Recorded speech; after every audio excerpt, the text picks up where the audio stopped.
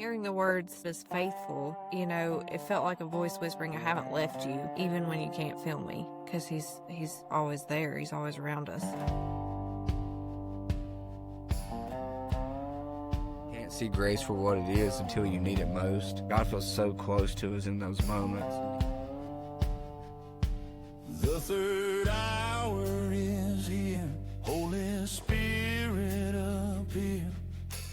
Guide us in all Kind of, truth to me, and proves in like that your God has knitted us together, like to glorify Him. Literally, with every breath that we take, even without us knowing it, we are glorifying God. And glorify the risen Lord and King. You want to have a closer relationship with Jesus, trying to be the best person you can be each and every day. That glorifies Him. Holy Spirit, do your thing. We might not know how, but we ain't Tell gonna him. feel. Like, that is God sending us.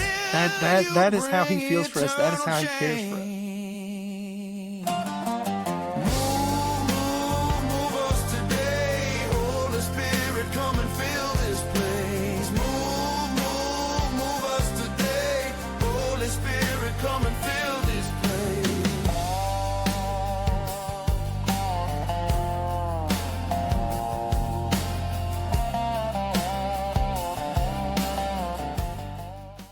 Welcome back, friends, to the third hour.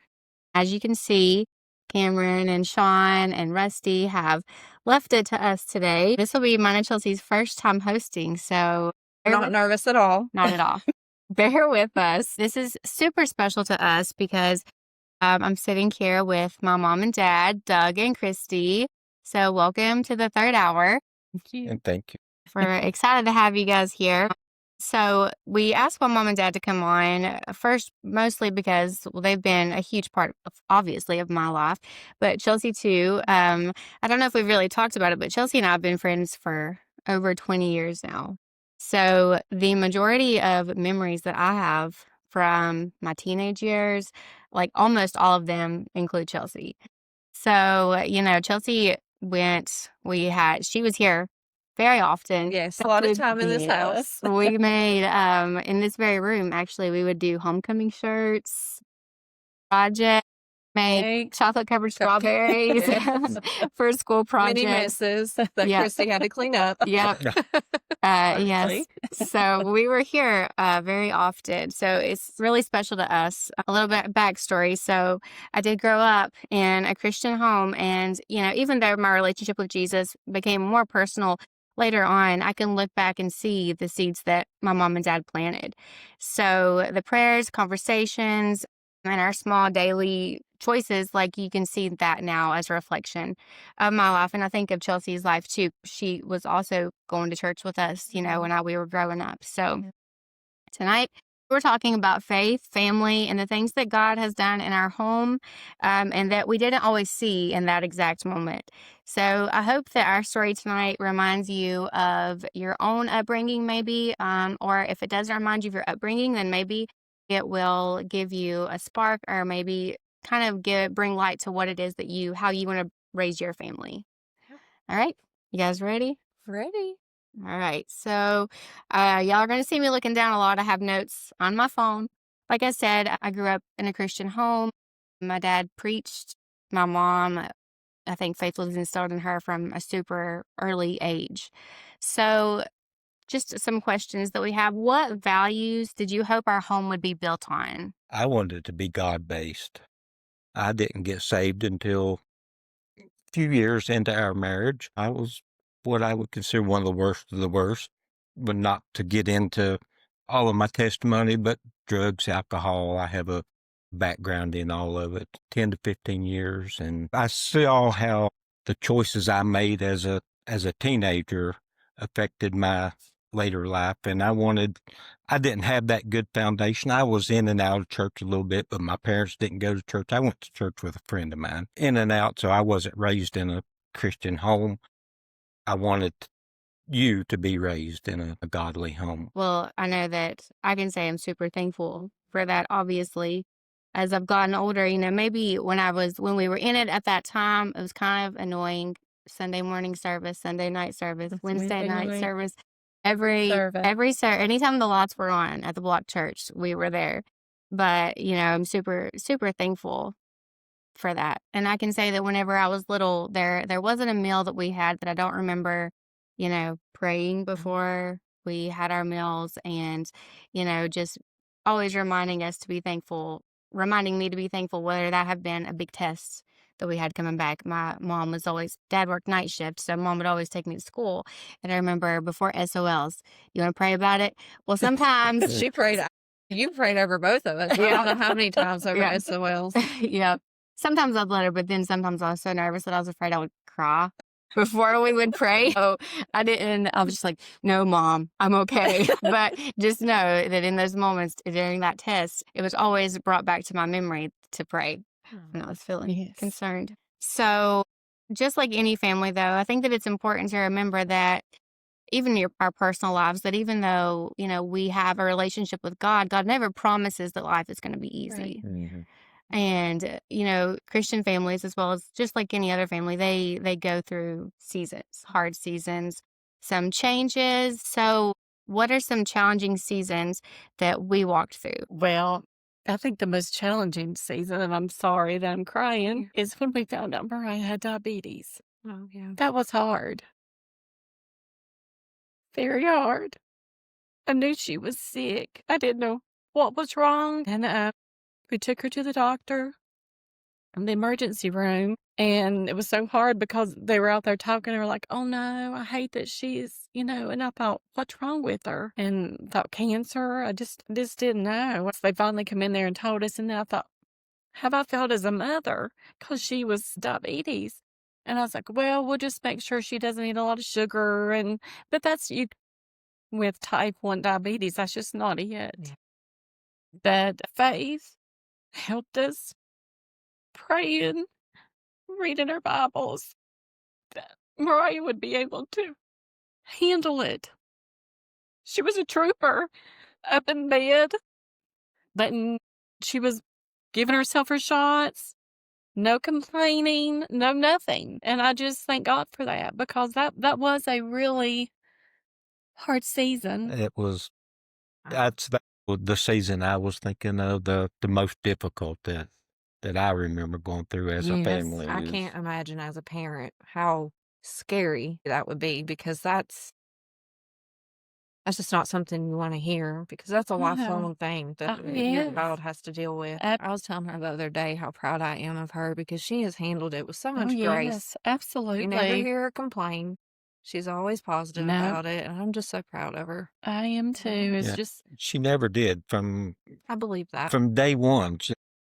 They taught her to give An a shot orange. in an orange. She was She's I was 9. 7, 9. 9. And once we went home from the hospital, like I a was new expecting, baby. we're gonna have to help her with her shot. Yeah. No, I kind of wanted to. I wanted to know in Yeah. case I had to at some Right. point. But Yeah, but she she wanted always- to do it. she wanted to do it herself. Always wanted to do it. We would help draw up her shots, and then she would always want to inject it, and she did. What a blessing, though, that she was so willing to Yeah. do it Oh, on her own, absolutely. instead of it Yes. being something that you had to force her to do. We- That's a God thing. Oh, That's God working absolutely. in And that. absolutely. That's what I was saying. We just prayed and prayed and prayed about it. And I know we had some friends that their child would go running Mhm. and to have their shot. Mariah had her favorite spots that she wanted to do her shots. I have no feeling the tips of my middle fingers sure. from before Dexcom days. Whenever Yes. I had a favorite finger too. that I Yes. poked. And that was a very challenging moment, and how God has just showed grace over all of it. And I Well, just and think in that same token too, I want to say also that in that God also placed people in our lives. absolutely. The Christian school at that time, and the teachers were phenomenal. Yes, they were. And administration, I remember that I would go to the administrator's office at lunchtime, call my mom with my blood sugar, tell her what it was, and I would Your draw it heart. up I would draw it up, and the administrator would look at it and make sure I drew it up correctly, and I'd take my insulin and then go on back to class. And then even you, my mom, Chelsea is one of the few people. My other friends, Haley and probably my husband, are the 3 people that know how to save my life. If they need to, whether that be glucagon or insulin pump stuff. So God really did place the right people around us Absolutely. to be able to get through that. So It was a difficult time. Personally, I remember questioning myself. We went to church with a young girl, a year or 2 older than Mariah, that was diabetic, type 1 diabetic. And I knew it at the time, but I didn't understand diabetes. I had no understanding. After we found out Mariah was type 1, I questioned myself, was I not sympathetic enough? Why did this happen? And something like that can really shake your faith. It can, Absolutely. you start asking questions that there's just no answer to, really. Yes, Uh, that's true. Something that I have thought about lately, and I was sharing with Rusty the other day, Mason had gotten into trouble at school or something. It wasn't even that big of a deal. But I was praying that night, and I was like, God, you're going to have to do something, because this child is stressing me out. He is absolutely stressing me out. And then it was like, you can't protect your children as much as you want to from what is going to be a part of their testimony and shaping them in their lives. Yes. And of course, diabetes is one thing that it shaped my profession as a nurse, and, I still have not got there yet, but I want to specialize in something with diabetes because, with my experience, I think that could be a great part of my testimony and helping people in that way. Yeah. Because we had people that were behind us. Like you said, the people that we went to church with, we got linked into church camps, or I'm not church camps, I'm sorry, diabetes camps. Yes. And Wow. not only did those, of course, it was support for me, but support for them as well. Oh, So absolutely.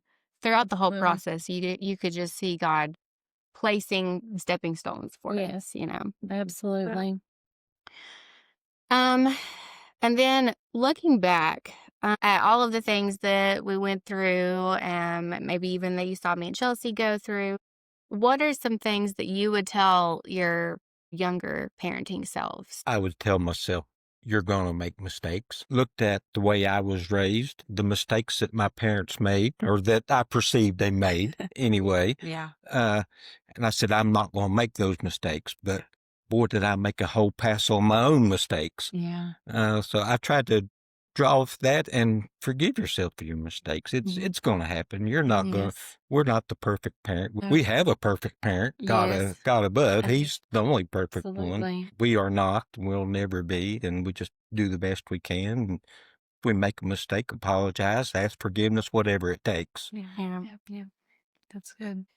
So, how has your relationship with God changed since the early parenting years? Has it changed, do you think? I think for me it has. And I think it is when you become a parent, it seems like, always before I was just thinking and more so praying for myself and for Doug. And then it seemed like it really changed when we had Mariah. It seemed like I don't want to say this. It seems like I depended on God more because I'm like, okay, dear God, you've got, like Mariah said, you've got to help me with this, and my faith has just increased, I guess would be what I'm trying to say, that just depending on him more since we had Mariah. I think that's kind of what you have to do when you have kids. Yes, it is. You have to put your trust in God because all of my trust in him, because I could not be with her every minute as I wanted to, and to tell her to do this, to do that. There are we got a lot of that. Yeah. A lot of, I don't want to call them lectures. Now, Pep girls. talks. Now, girls. Pep talks in the car. Now, girls, that's not pretty talk. I know, we say that all the time. She does. Or we'll Yeah. good choices today, girls. I even hear that one. I think I heard it on the way out the door this morning. Good choices. We heard that one a lot, for sure. I tell that to whenever I have Mason and Ella. They'll get out. It's like, make good choices today. Mm-hmm. but there's a lot of value in Yes. that. There It is. really is. There is. Choices we make have not just consequences for what the moment that we're in, but on down the road, it can, it can shape us as adults. As a young teenager, I made poor choices. I like to think that I make a little better choices now. There's still wrong choices that to be made, even 59 years of age. It's still, Well, I feel like even wrong choices, they lead you to where you are. Yeah. Yes, And this it is becomes true. part of your testimony and who you Mhm. are, and it can shape your relationship with God even. Absolutely. So, yeah. I like to think of it as I wouldn't change the right. things I've gone through because it took all of that to get me To where Where you you are. are. here I I am feel now. exactly the same way. Yeah. The choices that you do make, they might be the wrong choices. Just try not to make those bad choices Yeah. again and again and again. So, what is something that you hope or that you pray that is passed on to my children and, my brother's children? What is something that you hope passes on to them and continues? I remember, I don't remember how old you were, how old I was, but it's young in my Christian life. I had the radio on at some point, and it was a Father's Day. I had a Father's Day special, and I think it was probably a country station I had it on, but they was asking the popular artists about their fathers, and it's telling one one of the artists. There was the lady, I don't remember who it was, but she said, "My dad loved God. That's what I'd like to be known for. My legacy is he loves God, even through everything else. The good things that I do, the way they remember me. However, the bad things that I do, or punishing them when they don't think they should be punished, or whatever. But I want them to always know that and realize when they get older that Bop loves God." Yeah, Yes. it's funny you say that because I was gonna later on in the episode I was gonna talk about how when I think about you two, my memories of you are that you love Jesus. And that this house was always just so you always made it feel like home. I was always so welcomed and I always felt so loved here. So thank you all. You're welcome, honey. You are just like family. You are family. You are family. Yeah, I felt like you were just one of ours. Yeah. You Absolutely. treated me like that. Absolutely. And it's not that we had anything to do with it, but we're so proud of you and Cameron, Absolutely. Mariah, So and proud. Rusty. Proud of you before, but now that you've come to the faith and you've gotten to know Jesus and you're living out in this podcast, I think, what can God do with this thing? And I've been Absolutely. watching since day We have one. too. I have too. And I think, what can God do with this thing? It can, it's Just that's amazing what that's our prayer. Even if it's right now we're a small podcast, but our Yeah. prayer is that even if it just touches one person, if All we of can That's just, all. Absolutely. just share the matters. love of Jesus with one person. Absolutely. That's Well, what we want. it can be a ripple effect, Yes. if even one person is touched, then that person could take it and they could share that with someone else. Yeah. Or you guys had asked us to come on to this and we were praying about it. And, first I was kind of like, I always like to say when I get in front of people, I get kind of thick tongued and I feel like I can't talk. I'm like that too. But It's okay. But I was like, what if God uses something that any of us says for the upbuilding of his kingdom? Then, like, why would I let my insecurity stop that? Absolutely. So I think it's been a huge blessing for us as well. Yeah, that's something I've really had to push myself on. Right. Is that, this is not about me. This is about serving the Yes. Lord Yeah. and kind of pushing myself to get out of my comfort zone, which is Right. really hard sometimes. It Yes, is. it is. It Well, it is. is for me because I was very nervous because I'm not one to speak out or like us just talking. But then when others hear me, I'm just like, am I going to say the wrong thing or anything like that? But I think whatever you say, for the glory of God, you're not going to say anything wrong, no Mhm. matter what you do. Absolutely. And, I think that a lot of people kind of shifting directions just a little bit. I think that a lot of people think that the fact that people grow up in a Christian home, that means that they are so strong in their beliefs 24/7 all the time. And if there's someone out there that maybe they did grow up in a Christian home and they feel like they've strayed away a little bit, I just want to, that's okay. Mhm. It's okay. Like, even though I was raised in it from the time that I was a baby, I was raised in it. But like, I always knew that God was there and I trusted in God and I have always had faith that He is real until it was like Jesus literally reached down. Like, that's whenever it really changed my life. I just think that that's important to know that even just because you grow up in it doesn't mean that you're going to be perfect every step of the way. In No. fact, you're probably not. But when Jesus is there with you throughout it and you know that He is there, he can use those times to point you in the right direction. You can use those times as part of your testimony. So I think that that's important for people, for Absolutely. everyone to remember too, that it doesn't matter if you've strayed away. It doesn't matter if, even though your faith is strong, like whenever you have that personal one-on-one relationship. I don't have this relationship just because of my mom and dad. Of course, they've planted those seeds, but it was whenever I developed that one-on-one relationship that life changed. Absolutely. Yeah. Wow. Just planted, yeah, like you said, we just planted that seed. Yeah. And they fall short every day. We all course. do. The only thing that we can do is just ask for forgiveness. And I know sometimes whenever I'm at work and they kind of laugh at me, if I say something and I feel like that I may be saying it harshly or maybe in a different tone, immediately, I wanted to apologize to you for, I didn't mean that to come out the way that it did. And they're just like, Kristy, you did not. You don't have a But, harsh behavior but, with me. but I had to do that because I felt like that's, in to me, I was, and I wasn't meaning to, and it just came out the wrong way. And I think that's beautiful, baby. Mhm. Yeah. Thank you for sharing that. And then in talking about those seeds that we plant, I think that that's the hope as a parent.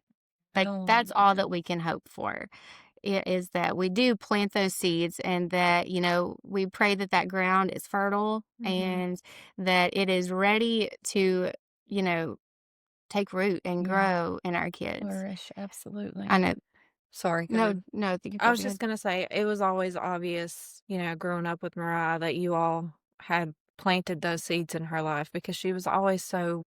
And I know you came to your own relationship with Jesus, but even then, like I just remember you being so strong in your faith and your belief, and I know that we were polar opposites growing up. We couldn't have been more opposite. But you were always such. I just felt like you were just such a good influence on me, and it was because of you all, because you instilled that in her, and in turn she instilled it in me too. Well, I do hope that even just a little bit, it's all Jesus. It wasn't me, but I am so glad that you said that, and I really appreciate that. Yeah. But And it wasn't us. It was Yeah. yeah, Jesus Yeah. working Yeah. through Yeah. us. Yes. And I was sitting here when you was talking about going to church every Sunday morning, Sunday night, Yeah. Wednesday night. I'm sure it got monotonous. I'm sure, hmm almost felt overdone. Why do we have to do this? Jesus is so important to us. Absolutely. It's so Yeah. important. And my salvation is so important to me that I was always, and still am, careful about letting anything into my life that's going to get in the way of that. That's going to get in, something that I might enjoy doing more than I want to go to church. I won't give that a place in my life. Right. Church has got to be first, Absolutely. Yeah. and Yeah, for sure. not church for the sake of church, but Jesus. a relationship Yes. with Yeah. Christ. I know that Pastor Brandon, he's said several times, like, your kids, they can walk in on you having a burst of anger. They can walk in on you, like, they witness all of those things. And that's okay, because I think our kids need to witness us being human. Yeah. And like you guys have said, when you do make a mistake, you apologize and say, that wasn't right of me to yell, or it wasn't right of me to do that. But I think that in planting those seeds, Pastor Brandon has said before, what if your kids walk in on you praying? Or what if your kids walk in on you reading the Bible? Like, how cool would that, like, how cool is that? And I like to talk about my kids. In the morning times, we have had to cut out all devices in the mornings. something. Yeah, it's just, it gets right in the way. You can't get them out the door. No, you cannot. But we like to sometimes do little Bible stories before, and like even just little things like that, like planting those little seeds that they can carry with them throughout the days. Certainly. You know, that can make a huge impact, especially at their age. And I think this generation that our kids are in is like they can be earth shakers, Yes. game changers for Yeah. everyone. Absolutely. Music is a big part of your podcast. Yeah, I would love to We hear. we were sort of in the middle of the transitioning from the Southern gospel, the hymnal Bibles, to going into the more contemporary gospel, and it caused some little conflict at church as we, had a younger teenage daughter at the time, wasn't a teenager at the time, and some of the people closer to our age at the church, and we started taking the youth to some concerts and things, and there were some people that disagreed with it.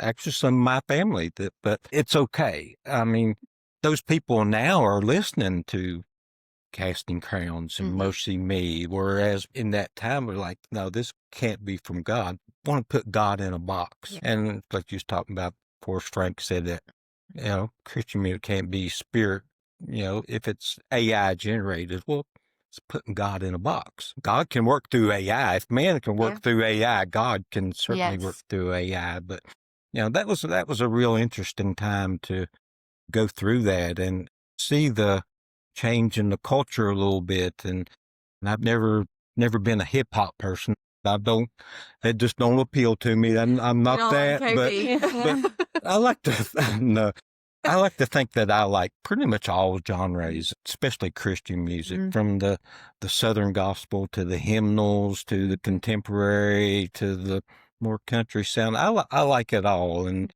I see God working through all of it. Absolutely. Just like you were saying, the hip hop, that might not be our style of music, but someone who likes the secular hip hop and Yes. they listen to the contemporary Christian hip hop, if they can just get that word, just getting that word, just sowing that, we keep talking about sowing the seed, just getting that little bit in there. And, it could change a life Oh, yeah. completely. And even, our children, they're not going to sit down and listen to a hymnal, No. but they would sit down and listen to Forrest Frank. Yes. And that's the word of God. Yes. So, Absolutely. And even in rap, I mean, like you rap, said, hip hop. maybe. I know my kids, especially my son, maybe Braxton too, like, the world is going to push. Oh yeah, we Eminem. went through a phase where he thought he was going to listen to Eminem. Yeah. And then that gave me an opportunity to introduce Yeah. like KB Right. to him, and then he loves KB, and we got to Right. see him in Yes. concert, and he tells all his friends he saw KB. So Yeah. That's awesome. I know that there's a specific song that Mason recently heard.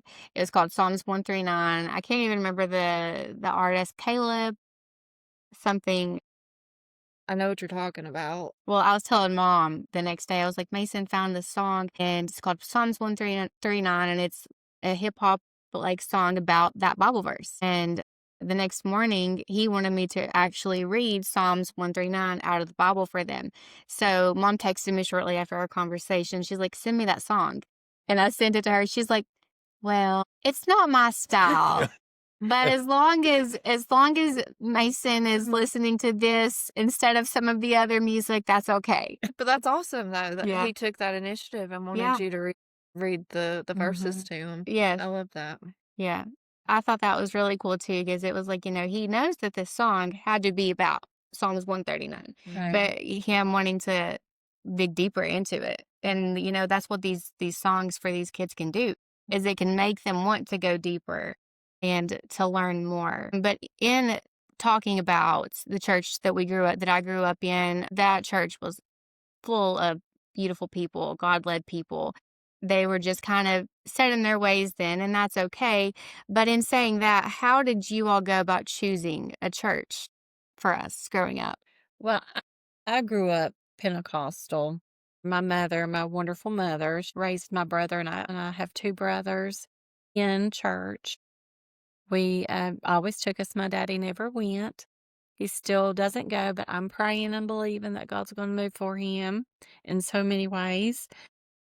So I was always raised in Pentecostal Assemblies of God. And then when Doug and I met, he wasn't a Christian, but I prayed and prayed and prayed over him and prayed over his clothes, his shoes, his vehicle, that God would just move for him. And he did. And my grandmother lived beside of Carl Robinson, the pastor of the Block Church. Wonderful man. I loved him so much. Absolutely. Wonderful man. So he talked with Doug, talked with him, and I think that is how we That's definitely how we decided on the Block Church. Was I already knew him from being neighbors to Mama Tolliver, but he talked to me in a non-judgmental way. Was even older at the time, and I'm younger, 30-ish, 31-ish when I got saved. But he talked to me in such a non-judgmental way. But he talked to Love. me with love, exactly. Yes. He talked to me in a loving kind of way and allowed me to go on about my business and continue doing what I'm doing. And I don't have a doubt he prayed for me Oh, too. yes. But yeah, that's definitely what led us to the Block. Yes. I love that. And then I was a teenager. I remember whenever we just felt like God was leading us somewhere else. And I remember that being so hard. I remember that being Yeah, hard for you. it was. Like my friend Haley, we grew up there together from the time we were babies. So I remember that being really hard. And I remember us, Brother Robinson, in a roundabout way, we're like kind of related, but it was also that he was beside of Mama. So like he was just like, he wanted me to call him Papa Robbie. Yeah. So I remember leaving, when we were leaving there, we went to his house, and I remember sitting in his house sobbing because we were leaving. But what was that like for you guys, choosing, when you guys felt led? Oh, it was very, very hard. I think all three of us really prayed about it. If you remember, it wasn't just my decision, Doug's decision. It had to be your Yeah. decision as well. We would never have ever made that Yeah. unless we all Felt it collectively. yes, and we prayed about it, but it was very hard, but we all felt led. Doug was going to the Assemblies of God, to their ministry school, and so we just felt like that's where we needed to go at that season. Absolutely. It was very difficult because Yes, we 'cause we didn't didn't leave on know. bad circumstances. We No. didn't get mad at anybody and say, Right. you don't like the music we're listening to, we're out. Yeah. We're Yes, checking right. out of this place. 'Cause It, we it loved wasn't everybody. it wasn't anything family. like that. We just felt led, and it's happened to us a couple of times Yes. that we changed churches, and it's not until we all get to, I think we're all feeling it at a certain point, the three of us, Yes. and then it's not until it's like we're all afraid to say something because we think the other ones are happy here, and they don't want to go anywhere. So I'll just keep this to myself. Yes. But when we all started talking, we're like, you know what?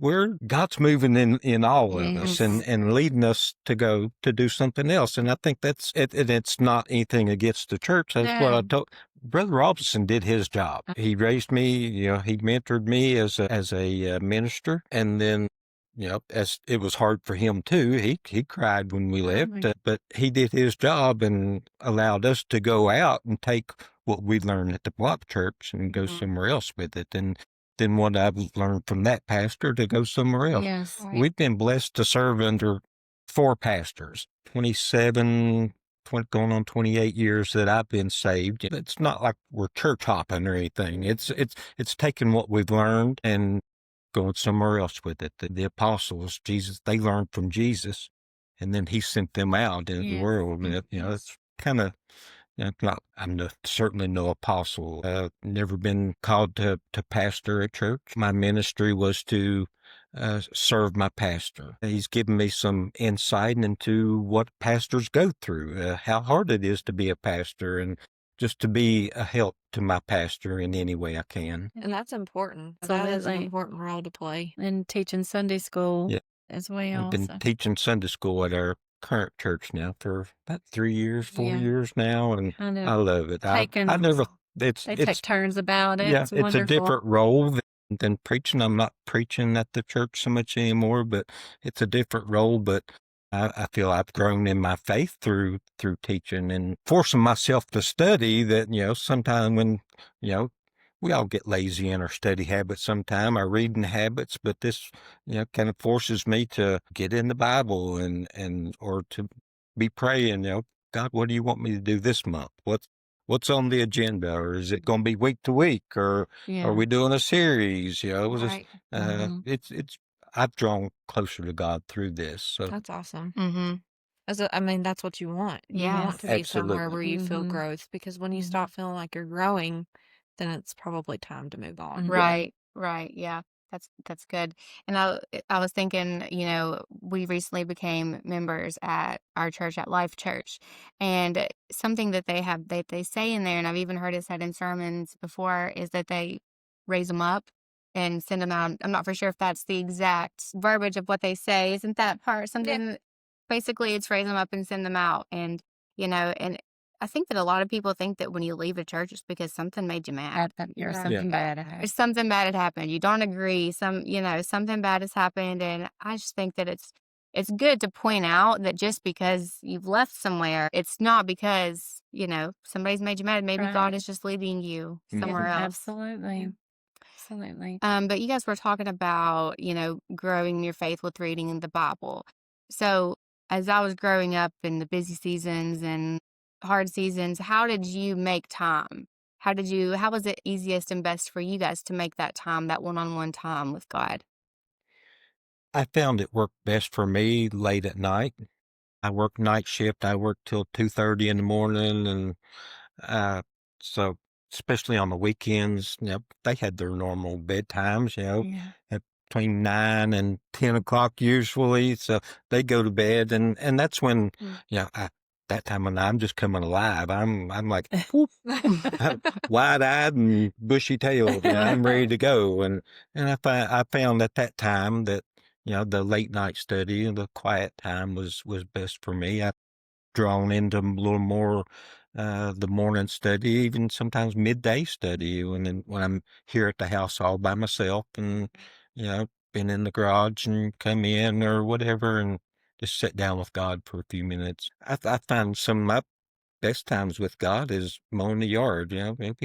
We got a big yard that takes me 3.5 hours to mow it. So me and God get a few hours each week and let Him deal with me and what He wants to do with me. Yeah, that's what worked for me. Mm-hmm. Mine was always in the mornings, and it still is in the mornings. I wake up rather early and I read my Bible and listen to my Christian music. And Doug probably hears it. I probably wake him up and listen to just some ministries. There's nothing to me. There's nothing like Billy Graham. Mhm. And I still listen to his ministries, and because they're wonderful. Mm-hmm. Mm-hmm. That time with God. It doesn't, of course, you should be in your word and studying, but it doesn't necessarily have to mean like maybe you're busy. It Right. can mean that, like, you can listen to the Bible on your phone. Right. These sermons Absolutely. and even podcasts. Like I said, that shouldn't be your sole only time with God, but also that you're getting God's word Yes. right there. Yes. Absolutely. So I think that it's important that parents, especially, like, give yourself grace Mhm. in that. Absolutely. And you're not, like we've said, you're not going to be perfect, and you're not going to be able to probably spend hours. Yeah, it is hard. It's Yeah. hard when you're working full time and you have kids in sports Mhm. and you're trying to keep up with the everyday things that you have to do in life. But yeah, I mean, just making time with podcasts and music, and it's important. So we always like to ask guests what their favorite song is, or what's an influential song to you, something that means a lot to you. Do you Mhm. all have a song in mind? I do. And it's an old song, How Great Thou Art. No, that's a good one. I love that. It's just when I hear it, it's just like, Is you know, there a just particular artist you like it by the best? no, No, just the song. I love that song. I bounce around on favorite songs with whatever's, I guess, hot at the moment. few weeks ago, Mariah sent us a song, Elevation Worship. God, I'm just grateful.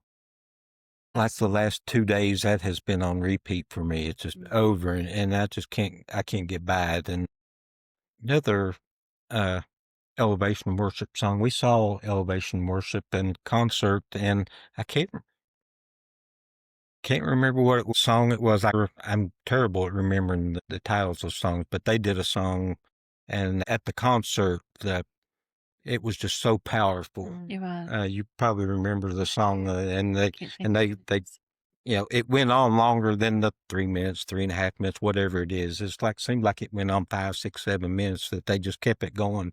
The spirit was just so powerful Yeah. in that moment. And I'll share a memory of one of the first concerts we went to. I don't think you was with us, but Kristy wasn't able to go. Mhm. I mean, Mariah and the youth from the church went to Freedom Hall. We saw Mercy Me. When we left the concert, all the youth wanted to go to Starbucks. So here we go to Starbucks, pull into Starbucks, and we all get our drinks or snacks, whatever, and we come out. And our church didn't have a church van or a bus. We took vehicles. There's 3 or 4 different vehicles, and we was out in the parking lot just talking and getting ready to leave. I heard several scooters coming down the road, and I was just like, oh, it's the scooter gang, kind of like, some Harley gang or something. Well, they pull into Starbucks, and it's Mercy Me. I cannot imagine. It was. I got a hug from Bart. Yeah, they were big. Yeah, it was pretty early. It was probably early 2000s, mid 2000s. We have a picture over there. Maybe we can scan it in. We need to put it on the podcast. Yeah. I want to say it was like 2008, 2009, but probably between 2007 and 2009. Specifically remember Dad, when he said that, he was like, oh, there's a moped gang of Johnson City. And I remember it was like our youth leader, Katrina, she's like, oh, Doug, no, don't say that. They're really sensitive about those things around here. And I will just never forget that. Them hopping off, and we're like, that's Mercy. Yeah. I cannot imagine the shock you must have felt. And Mariah was a giddy little teenage girl getting a hug from Bart. That was at Winter Jam, actually. Oh, was it Winter Jam? Did they come to Johnson City? I want to say we saw them several times in Johnson City. I wish they would come back to Johnson City. Yes, me too. Me too. Mercy Me and Casting Crowns are probably our most seen artists. Cameron loves Casting Crowns. Rusty does too. I think they went and saw them in Pikeville, didn't they? Yeah, it's not long ago. Mm-hmm. About a year ago, I think. Yeah. Yeah. Do you all have a favorite concert that you've been to? For me, it's probably the one that I was talking about with Elevation. Let's see, it was Elevation Worship they was like the lowliners. They was the first one to come out. I can't remember. I can't remember I think there may be like Australian band. Hillsong. Hillsong. Oh, Love Hillsong too. And what was there was 3 of them there. Was it Mercy Me? And maybe I thought it was maybe Casting Crowns. Might have been. I can't remember. But that was in Greensboro, and it was phenomenal. Mm-hmm. That was probably my favorite concert of all That time. sounds fun. in talking about those 2 groups, on TikTok, I've seen people scrolling and they say things like, when you go to a church and the songs that they're playing are mega church songs, or they're playing, that type of music, and then you immediately want to turn around and leave. But that kind of takes me back to what Dad said about putting God in a box. Mm-hmm. And I remember a long time ago, there was this lady that had come to a church that I was attending. And I remember I was just like, it just did not feel genuine to me.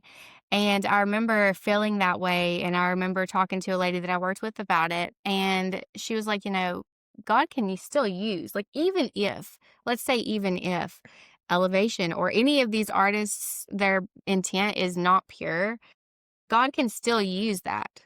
Yeah. God wants a willing vessel.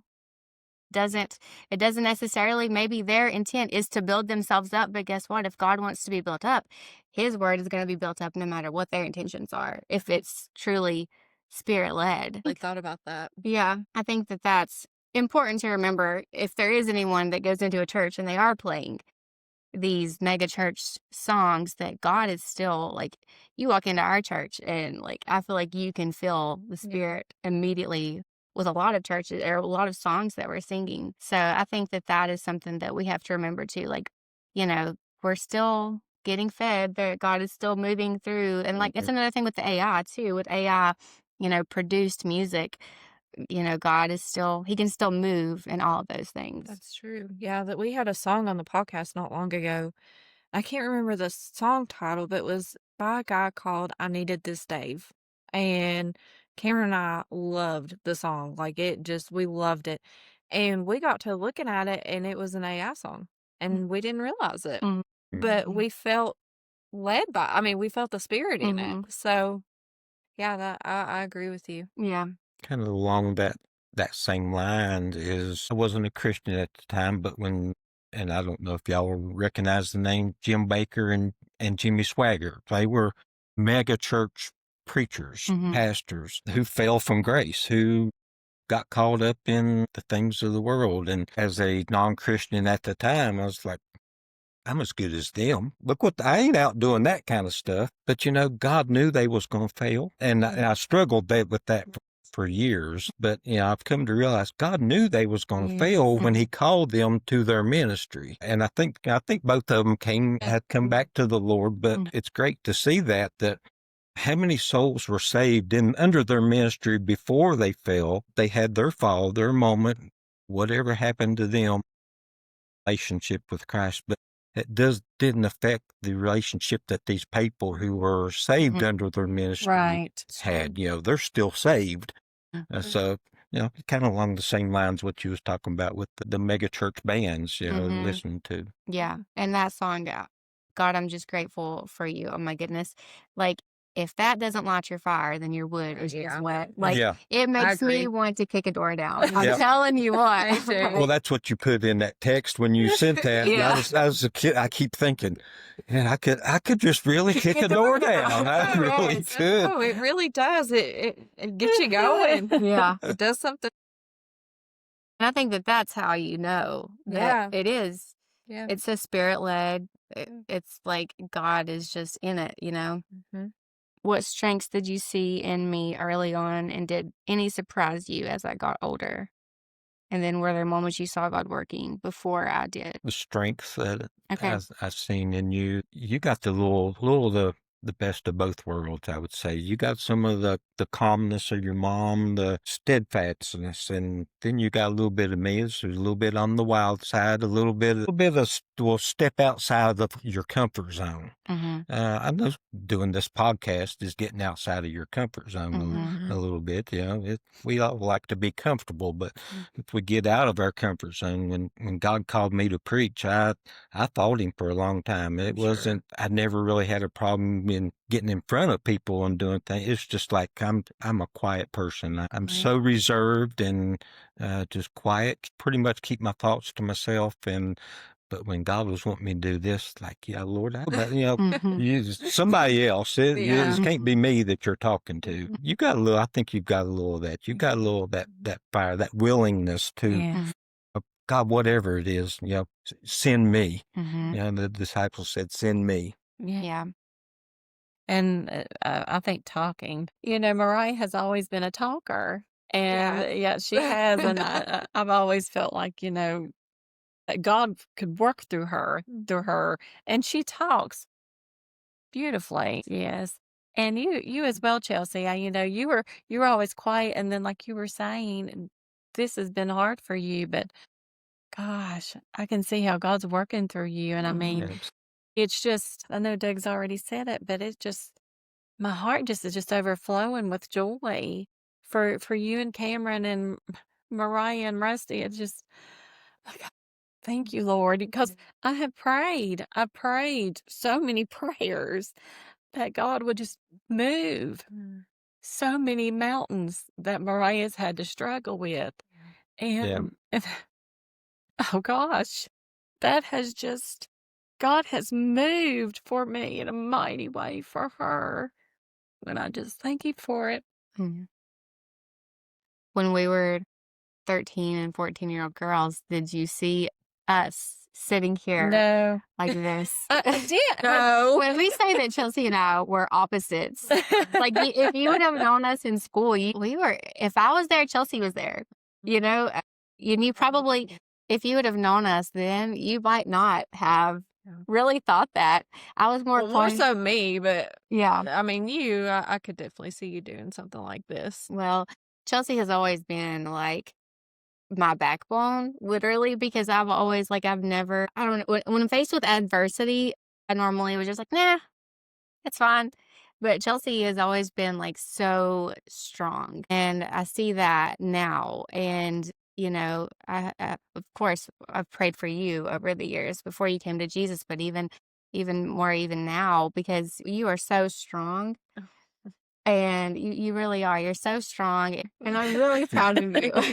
But people then probably would not have even seen us being friends this long. No, probably not. But and you say that I was your backbone, but you also you kept me grounded. Like you were always my kind of like that voice of reason. Yeah. When I needed it. But yeah, most people we definitely were not. We were polar opposites. But it worked. It did. It worked. It worked Always for was. us. It really, really did. We always just kind of balanced, and we still do. We balance each other out. We do. And it's been really cool to kind of grow together. And then, you know, we had the friendship before I came, you know, before I got saved, but our friendship after I got saved it's been beautiful. Yeah. Because we've leaned on each other for a lot of things, asked for prayer, you know. I think that's important. As a couple, we're polar opposite. She's the one that won't walk up to the edge of the cliff, and I walk to the edge and say, "Let's jump, let's go." And yeah, we, like you said, we balance each other out. Yeah. It just works that way. It does. It really, really does. One thought that I just had that I'll share was talking about being in the middle of the music thing at church. We all get set in our ways. In a place that I had to get out of my own way and realize that, you know, not necessarily the way that I do it is the only way. It was when we visited y'all's church a couple of months ago. And I've always thought and believed and been taught to believe that the sanctuary is a holy place. As far as being at the church and working, I'm cool with wearing a hat, but I had to get out of my own way at that, because I saw guys with their hats on and people running around with their energy drinks or their cup of coffee, and that's, you know, God won't let me do it. But so that made me think that it's wrong. It's not wrong. Like I said, I had to get out of my own way because, you know, God's still moving. Yeah. He's still working through that. You know, whether I've got a hat on in church, God still can work through that hat. And like I said, I had to get out of my own way with that because I've gotten settled into, you know, I'm getting a little older. And I've gotten settled into my thoughts, what I believe is the way it should be. And so.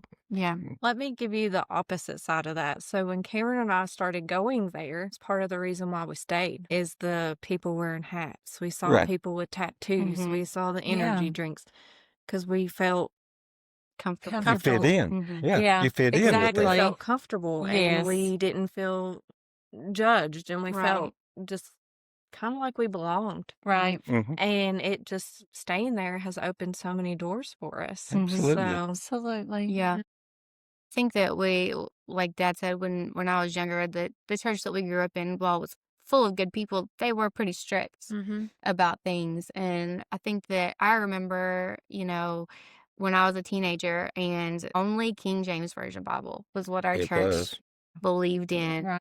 And I was actually telling Rusty about this the other day. I've always kind of thought outside of the box a little bit, but I remember that our youth pastor, she was reading out of a different, you know, version of the Bible, NIV or something.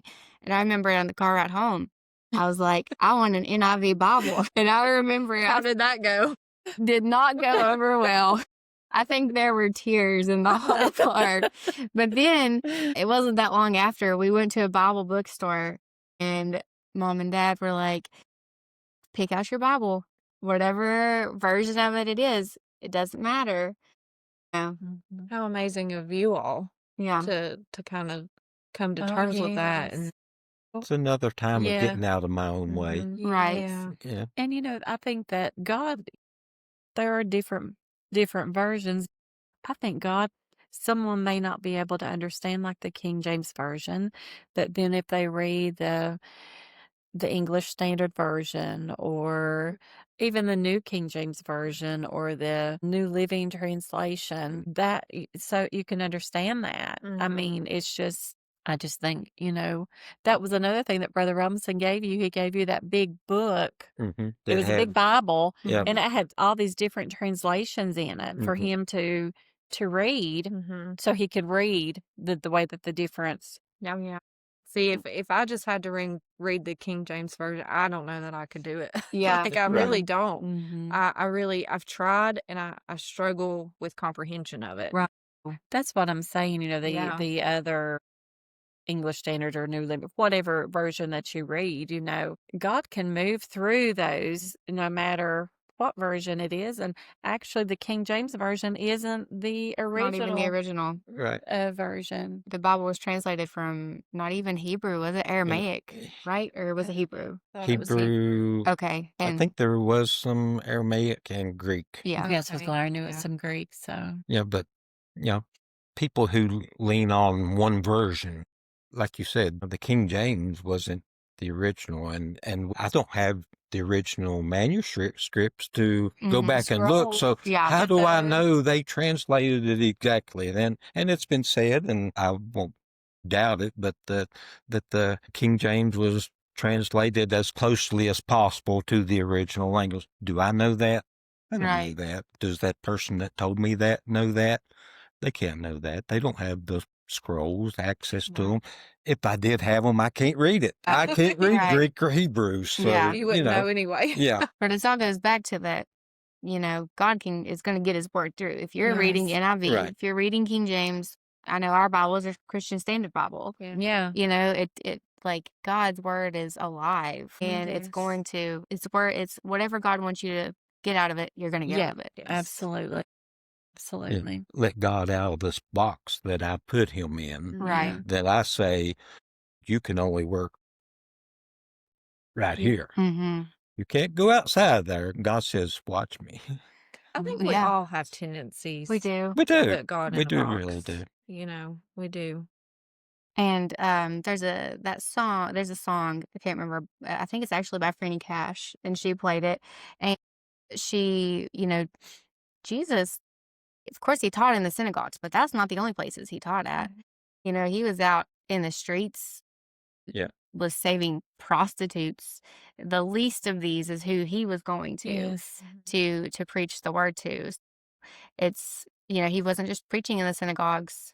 And it wasn't the people on the streets that, hung him on a cross. It was the believers.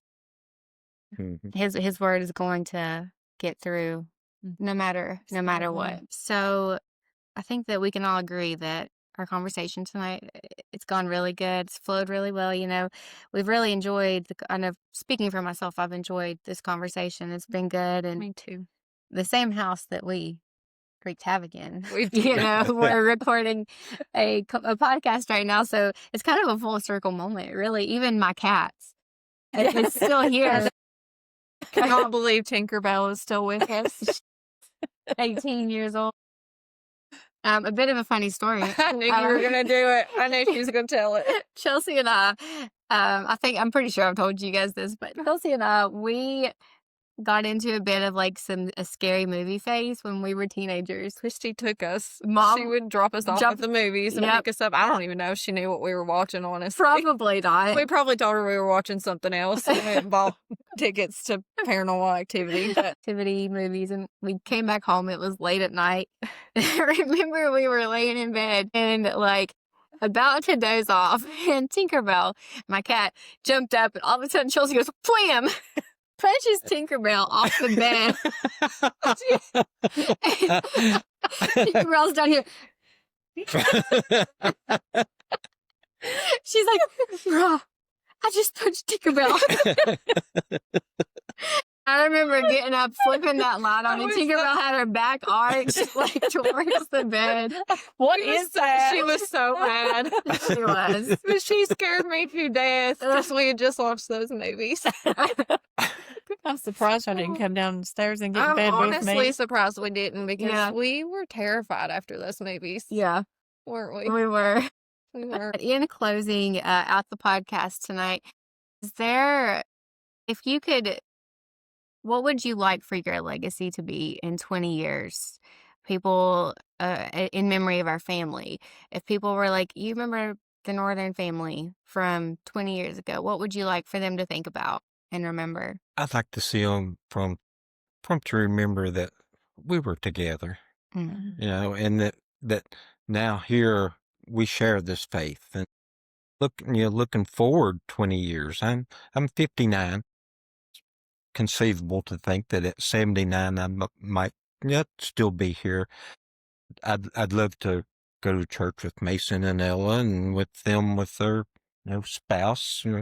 20 years from now, maybe a kid or two mixed in. That faith is carrying on through the generations. I would love to see that. I would love for the Lord to come back to and just go ahead and take us all out. So, Together. however He chooses for it to be, I'm plenty good with it. But that's what I would like to see. I love that. Yeah. That those Northerns, they sure do love God. That's, that's what I would love for people to say. You can just tell how much they love God. They were onto something. They can, look Yeah.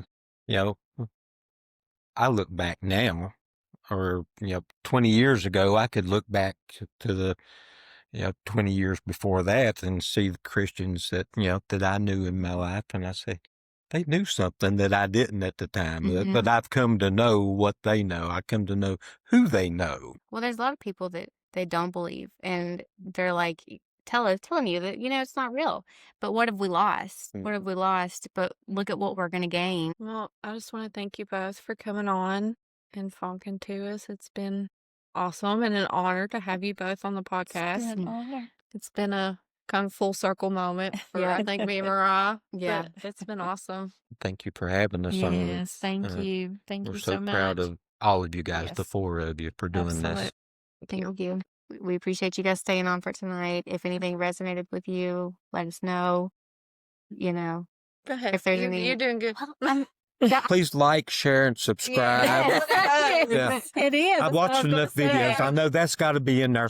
Like, share, and Yeah. subscribe. This is all we make. You go ahead. Comment really helps the algorithm. Go So ahead, this Doug. whole You know process. this. You